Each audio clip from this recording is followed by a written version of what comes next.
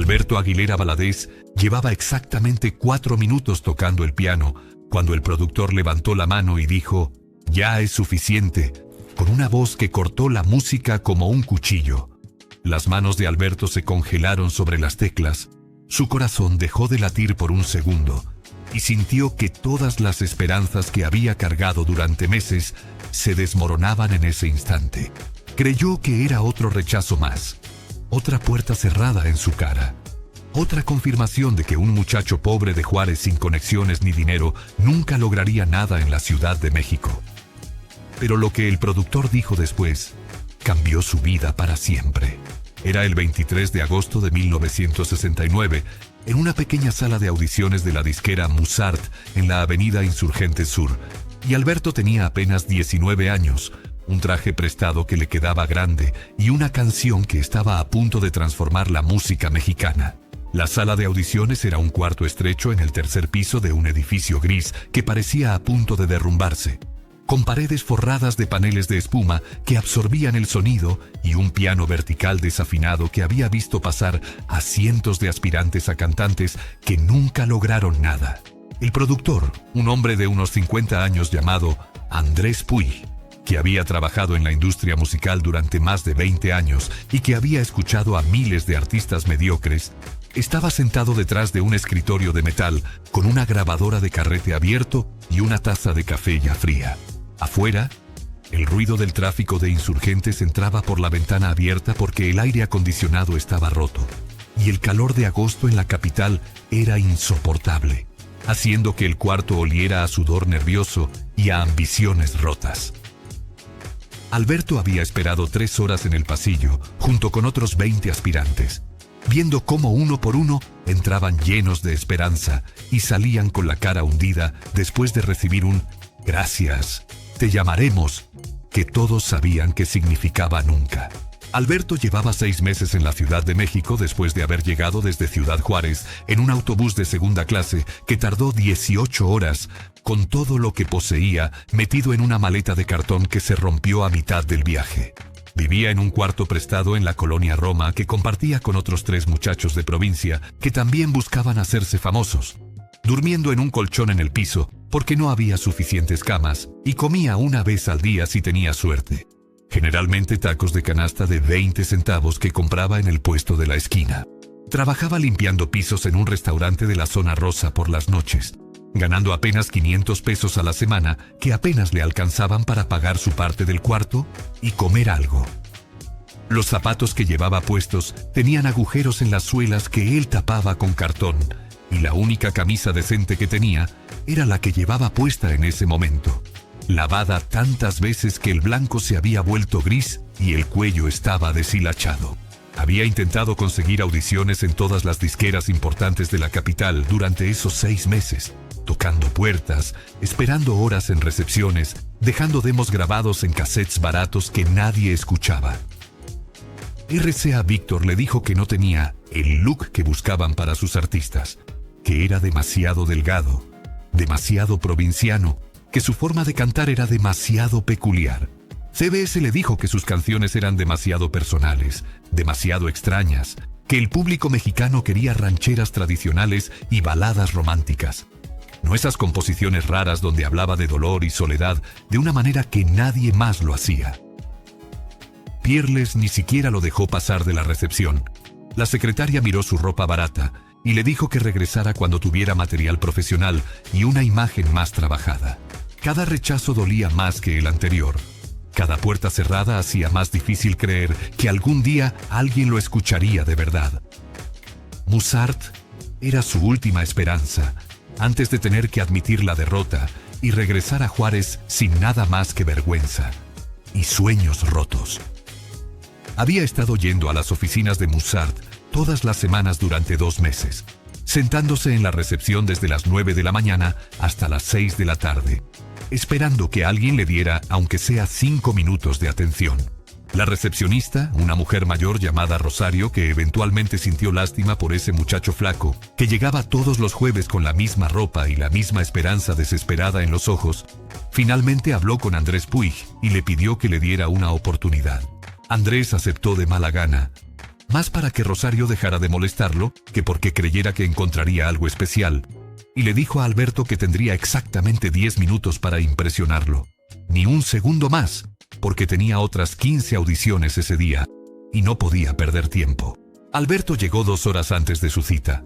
Esperó en el pasillo sudando a través de su única camisa limpia, y cuando finalmente escuchó su nombre, entró a esa sala sintiendo que todo su futuro dependía de los próximos 10 minutos. Se sentó frente al piano con las manos temblando tanto que tuvo que respirar profundo 3 veces antes de poder tocar la primera nota.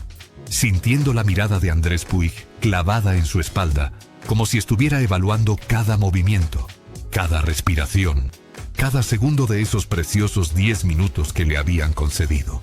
Había preparado No tengo dinero, una canción que escribió en una servilleta de papel mientras trabajaba limpiando el restaurante. Una canción que hablaba de un amor imposible entre alguien pobre y alguien rico. Una canción que era básicamente su propia vida convertida en música. Sus dedos encontraron las teclas y comenzó a tocar, y su voz salió temblorosa al principio, pero luego se fortaleció, llenando esa sala pequeña con una emoción tan cruda y verdadera que hasta el ruido del tráfico de insurgentes parecía haberse detenido para escuchar. Cantaba con los ojos cerrados, vertiendo cada rechazo que había sufrido, cada noche que había pasado con hambre, cada momento de duda en esas palabras que salían de lo más profundo de su alma. Llevaba exactamente 4 minutos cuando Andrés Puig levantó la mano y dijo: «Ya es suficiente». Y esas 2 palabras cayeron sobre Alberto como una sentencia de muerte. Dejó de tocar inmediatamente. Sus manos se separaron del piano como si las teclas quemaran, y sintió que algo se rompía dentro de su pecho, porque sabía lo que eso significaba. Lo había escuchado antes en otras audiciones, con otras palabras, pero siempre con el mismo mensaje. No eres suficiente. No tienes lo que necesitamos. Vete a casa. Las lágrimas empezaron a formarse en sus ojos, pero las contuvo porque no quería darle a este productor la satisfacción de verlo llorar, porque todavía le quedaba un pedazo de orgullo, aunque no le quedara nada más. Se preparó para escuchar las palabras de rechazo, para recoger su dignidad del suelo una vez más y salir de esa sala sabiendo que había intentado todo y que simplemente no era suficiente para este mundo cruel que valoraba las conexiones y el dinero más que el talento real.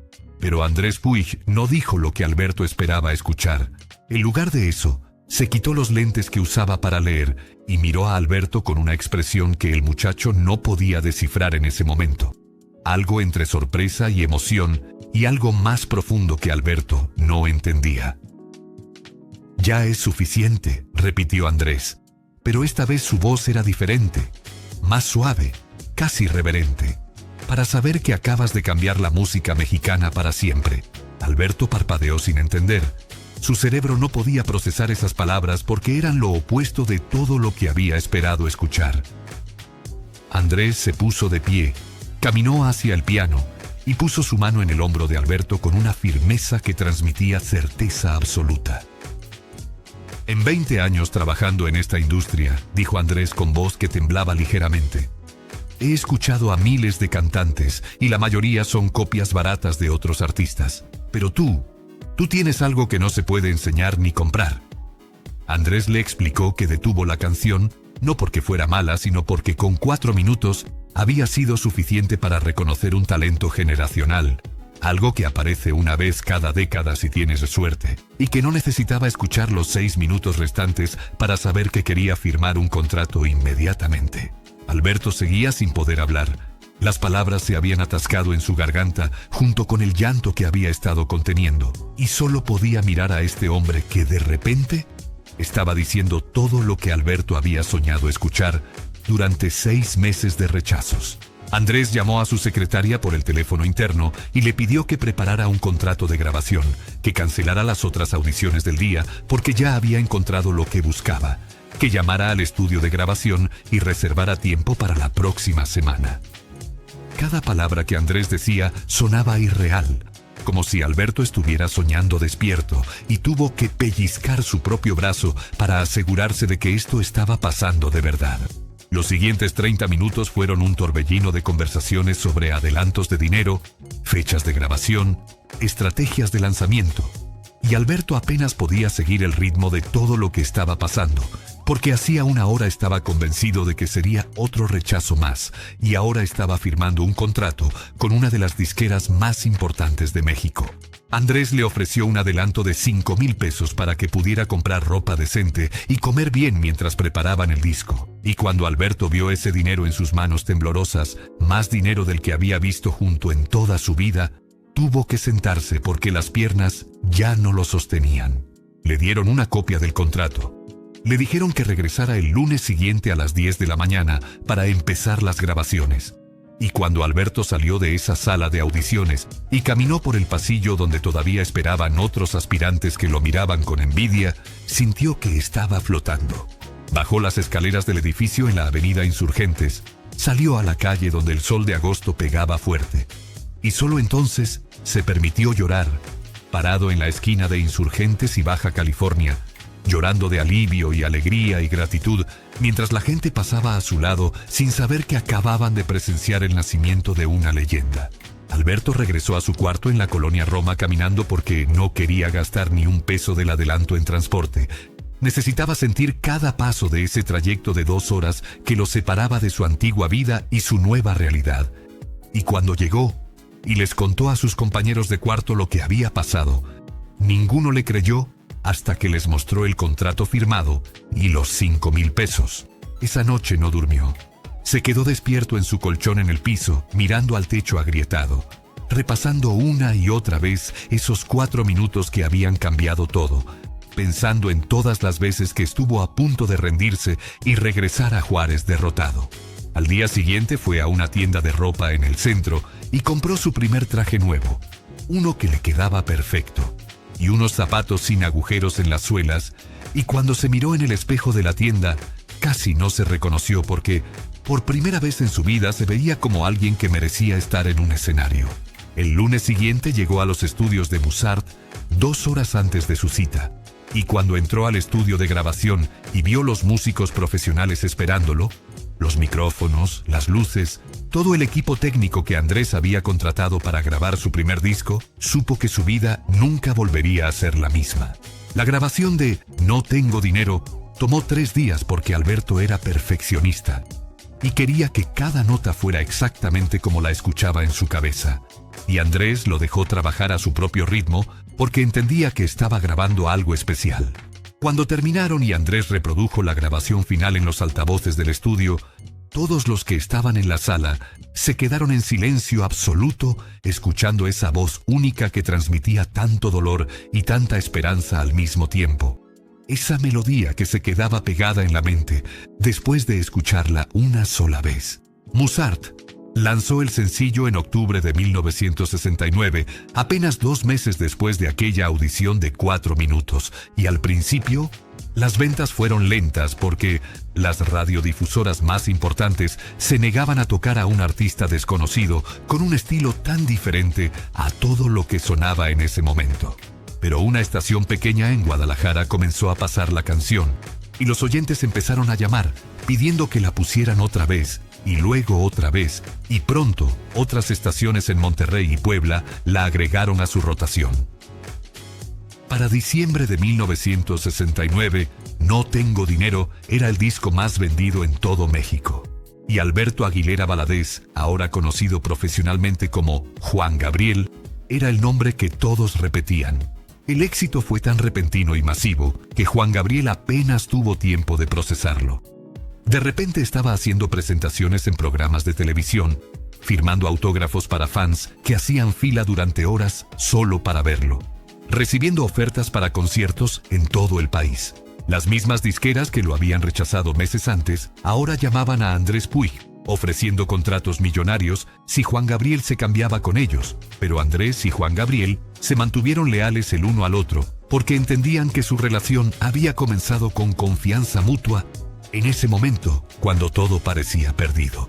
En los años siguientes, Juan Gabriel lanzó disco tras disco, cada uno más exitoso que el anterior, llenando auditorios y estadios, convirtiéndose en el compositor e intérprete más importante de México, y eventualmente de toda Latinoamérica. Pero nunca olvidó esos 4 minutos en aquella sala de audiciones.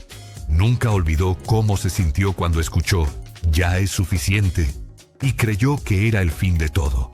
Nunca olvidó que estuvo a centímetros de rendirse y regresar a Juárez sin saber que su momento estaba a solo una audición de distancia. Años después, cuando Juan Gabriel ya era una superestrella establecida, Andrés Puig le contó en una entrevista que había detenido la canción en el minuto 4, porque literalmente no pudo esperar ni un segundo más para decirle que lo quería firmar, que escuchar esa voz y esa canción fue como recibir un golpe en el estómago de pura emoción. He trabajado con muchos artistas exitosos, dijo Andrés, pero nunca había sentido lo que sentí ese día. Era como presenciar el nacimiento de algo que sabía que cambiaría la música para siempre. Juan Gabriel guardó el contrato de esa primera audición enmarcado en su casa hasta el día de su muerte, en 2016, y al lado del contrato tenía una foto de él con 19 años, flaco y nervioso, con ese traje prestado que le quedaba grande, parado frente al edificio de Musart en Insurgentes el día que todo cambió. Cada vez que un artista joven le pedía consejo, Juan Gabriel le contaba esa historia. Le decía que nunca interpretara un "ya es suficiente" como fracaso hasta saber el contexto completo. Le decía que a veces las puertas se cierran para que puedas encontrar las que estaban destinadas a abrirse para ti. La historia de esa audición de 4 minutos se volvió legendaria en la industria musical mexicana. Se cuenta en escuelas de música y en estudios de grabación como ejemplo de cómo el talento verdadero siempre encuentra su camino sin importar cuántas veces sea rechazado. Productores jóvenes la usan como recordatorio de estar siempre atentos porque nunca sabes cuándo vas a presenciar el nacimiento de una leyenda. Y artistas emergentes la escuchan como prueba de que vale la pena seguir tocando puertas, incluso cuando parece que todas están cerradas. Hoy, más de 50 años después de esa audición en agosto de 1969, "No tengo dinero" sigue sonando en radios de todo el mundo hispanohablante. Y las palabras "ya es suficiente" pasaron de ser una frase que Alberto Aguilera creyó que significaba rechazo a ser la frase que marcó el momento exacto en que Juan Gabriel nació. Porque al final, esta historia nos enseña que el fracaso y el éxito a veces están separados solo por la interpretación de 2 palabras, que nunca debemos renunciar cuando todo parece perdido, porque no sabemos qué puertas están a punto de abrirse. Y que a veces, "ya es suficiente" no significa que no tienes lo necesario, sino que tienes mucho más de lo que nadie esperaba. Si esta historia te inspiró y tú también admiras a Juan Gabriel, suscríbete al canal para más historias que celebran la perseverancia y el talento detrás de los grandes artistas. Y déjame un comentario contándome desde dónde estás viendo este video.